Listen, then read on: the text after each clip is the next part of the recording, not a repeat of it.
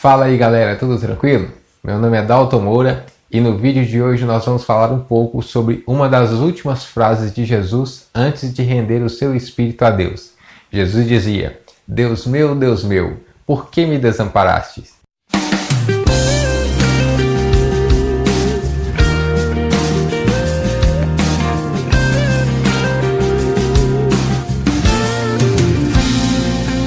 Bom pessoal, antes de entrar propriamente no assunto do vídeo de hoje, eu preciso fazer algumas observações. A primeira delas é que esse assunto ele é muito mais subjetivo do que objetivo. Ou seja, não tem um versículo específico na Bíblia que ele vai dizer exatamente o que Jesus ele estava querendo dizer quando ele diz: Deus meu, por que me desamparastes? Entretanto, se nós buscarmos algumas informações em cada um dos 4 evangelhos que falam a respeito deste evento, nós conseguiremos criar ou construir um entendimento a respeito desse assunto. Se olharmos dentro do próprio meio evangélico, nós veremos pelo menos umas 4 linhas diferentes de interpretação desse mesmo episódio. Então, o meu objetivo aqui não é entrar em debate, mas simplesmente mostrar os fatos que estavam por detrás dessa declaração de Jesus e também de atender a uma dúvida de uma das pessoas que me assistem, que me fizeram esse questionamento. Segundo ponto, ao invés de ler aqui todas as referências que embasam esse assunto, eu vou colocar os versículos aqui embaixo, à medida que eu vou falando, para que vocês possam consultar depois. Os que forem necessários falar, eu vou ler, mas os que são correlacionados, que não são os principais, eu vou simplesmente falando do conteúdo e coloco o versículo aqui embaixo, beleza? Então bora lá. Bom, para começar, vamos fazer então um apanhado da vida de Jesus até o momento da sua crucificação. Se nós buscarmos informações sobre Jesus, nós veremos que ele era uma pessoa totalmente dependente de Deus. Tudo aquilo que ele ia fazer, ele fazia em oração. Quando ele juntava-se com as multidões, ou melhor, quando as multidões juntavam nele, Jesus ele então buscava se retirar para ir orar, para buscar mais a direção de Deus. Antes de começar o ministério dele, ele então passa os 40 dias de consagração, de jejum e oração no deserto. Ele não era como um religioso da época. Ele era uma pessoa que mantinha um relacionamento com Deus e Deus dava testemunho a respeito de Jesus e daquilo que ele fazia. Além disso, Jesus ele dizia claramente que aquilo que ele falava para as pessoas, ele ouviu diretamente de Deus porque ele conhecia a Deus. E ele, em outros momentos, ele fala que ele e o Pai eram um só. E que ele veio exatamente para cumprir a vontade de Deus. Então nós vemos um grau de relacionamento muito forte entre Deus e Jesus. Em outros momentos, Jesus ele conta para os seus discípulos que era necessário que ele padecesse na mão dos pecadores e fosse morto com morte de cruz, para que assim todos aqueles que crescem nele fossem salvos através dele, que era o Cordeiro de Deus. Isso mostra que Jesus não foi pego de surpresa quando ele foi entregue para ser morto na mão dos religiosos. Agora, um episódio muito importante para nós entendermos a frase de Jesus na cruz é quando Jesus ele chama os seus discípulos para orarem lá no Getsemane, pouco antes de ser entregue na mão dos pecadores. Ele faz ali a sua última oração a Deus, pedindo para que livrasse ele daquele cálice. E aí então a importância nós entendermos que cálice é esse. Você vai ver essa história tanto em Mateus 26, quanto em Marcos 14, Lucas 22 e João no capítulo 18. Ou seja, então há 4 versões do mesmo episódio em cada um dos evangelhos. Agora um ponto importante aqui é que lá em Lucas 22 tem um detalhe que não foi colocado em nenhum dos outros 3 evangelhos, que eu vou ler para vocês para ficar um pouco mais claro.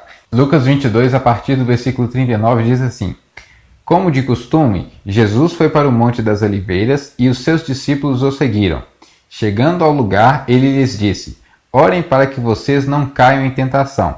Ele se afastou deles a uma pequena distância, ajoelhou-se e começou a orar. Pai, se queres, afasta de mim este cálice. Contudo, não seja feita a minha vontade, mas a tua. Apareceu-lhe então um anjo do céu que o fortalecia. Estando angustiado, ele orou ainda mais intensamente, e o seu suor era como gotas de sangue que caíam no chão.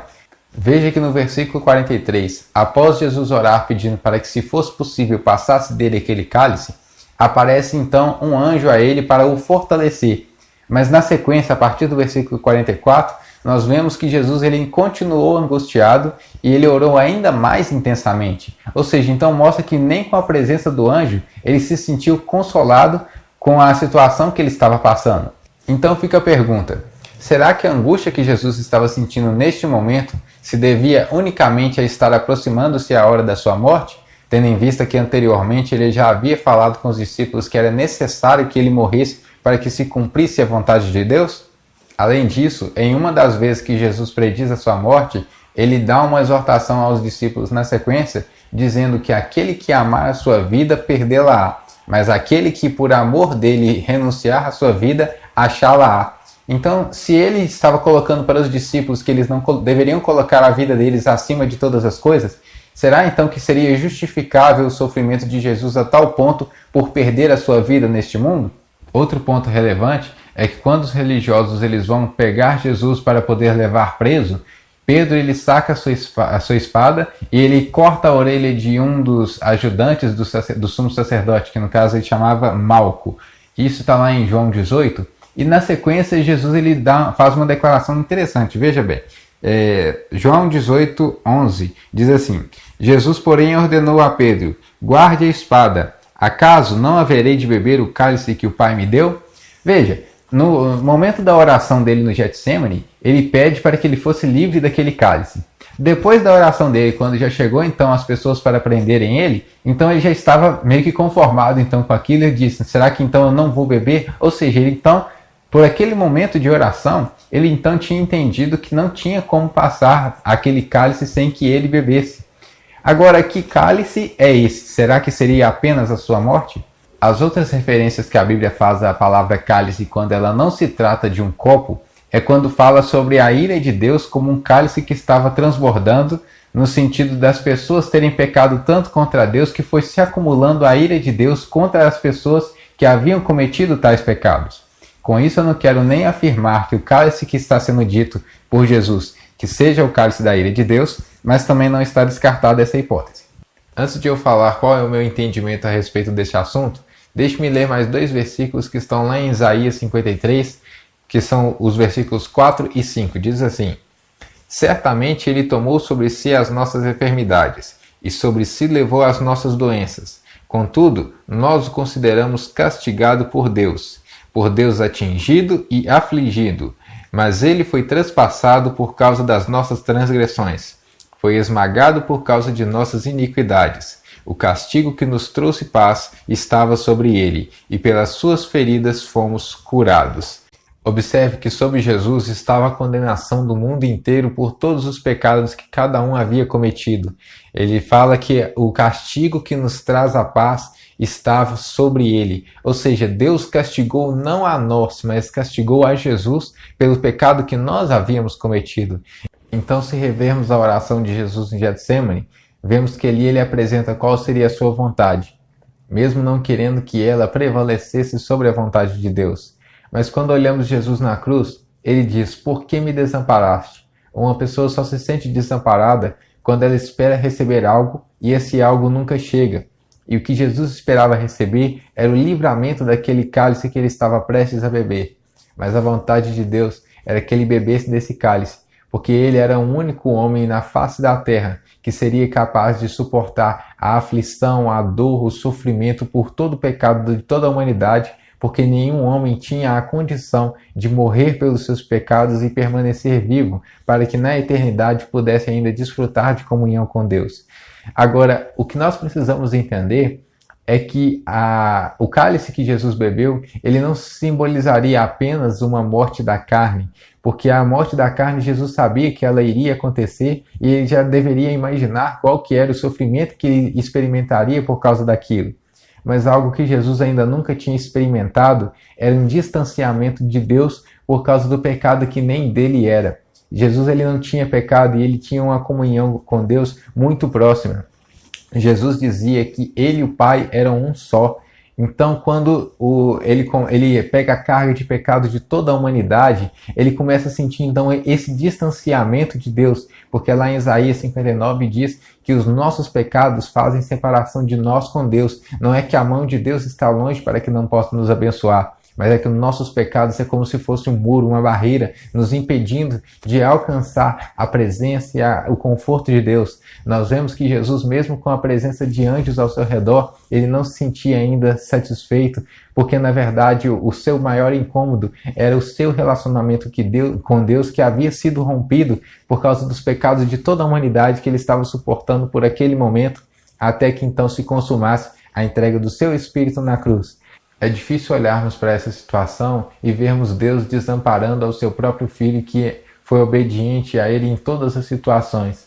Mas quando nós olhamos pela ótica de Deus, nós tentamos imaginar, porque na verdade para nós isso é impossível, qual era o tamanho do amor que Deus ele sentia por todos nós, para que ele pudesse entregar aquilo que ele tinha de mais precioso. Então aí eu entro já em um outro ponto, que talvez há pessoas que possam discordar, mas eu não vejo isso de forma diferente. Nós falamos aqui de um desamparo no sentido de que o pecado estava sobre Jesus, para que assim nós pudéssemos ser feitos justos através da morte dele, mesmo que nós não houvéssemos pago a nossa dívida, mas porque Jesus pagou a nossa dívida. Mas agora eu não vejo Deus ele abandonando Jesus nesse momento no que diz respeito à presença do Espírito Santo sobre a vida de Jesus. Não creio que o Espírito Santo tenha deixado Jesus exatamente na hora que ele estava suportando a carga do mundo inteiro nas suas costas. E depois da sua morte, ele então volta para Jesus para ressuscitar ele dentre os mortos, como havia dito na palavra, que no terceiro dia ele seria ressuscitado. Mas eu vejo que ele permaneceu com ele por todo o tempo. A questão é que Jesus não conseguia sentir ele mais, por causa do pecado que estava sobre a vida dele, impedindo que ele tivesse essa comunhão com Deus. Até mesmo porque aquele que está morto espiritualmente falando, ele não sente nenhum peso pelo pecado que ele comete. Mas aquele que tem o Espírito Santo de Deus, esse sim se incomoda por tudo aquilo que acontece em sua vida que te distancia de Deus. Então, a agonia de Jesus só poderia ser explicada se o Espírito Santo tivesse permanecido na vida dele, porque assim ele sentiria todo o peso do pecado e do distanciamento de Deus por causa da condenação que ele estava tendo que experimentar naquele momento. Além disso, se fizermos um paralelo da vida de Jesus com a nossa, veremos que o Espírito Santo ele não nos deixa todas as vezes que nós cometemos o pecado, para que assim nós possamos nos arrepender e ele então possa retornar. Paulo também dá duas orientações quanto a isso. Ele diz, não entristeçais o Espírito Santo. Nós só poderíamos entristecer o Espírito Santo se ele estiver em nós, enquanto nós estamos cometendo algo que seja reprovável aos olhos dele, que no caso é o pecado. E outro conselho que ele dá é não extingais o Espírito Santo, que é no sentido de o Espírito Santo não fazer mais parte da sua vida. O Espírito Santo só não faz parte mais quando você não tem o desejo de andar de forma reta diante de Deus. Enquanto você ainda tem a vontade de acertar, e na sua vontade de acertar você acaba errando, o Espírito Santo continua ali. Ele se entristece, mas ele está ali tentando te convencer, te fortalecer, te direcionar para poder fazer as coisas da forma certa. Considerando então esses pontos, não faria sentido o Espírito Santo ele sair de Jesus no momento em que Jesus ele recebe o peso e a carga de todo o pecado da humanidade, para que depois que Jesus morresse, ele então pudesse retornar para reviver Jesus dentre os mortos.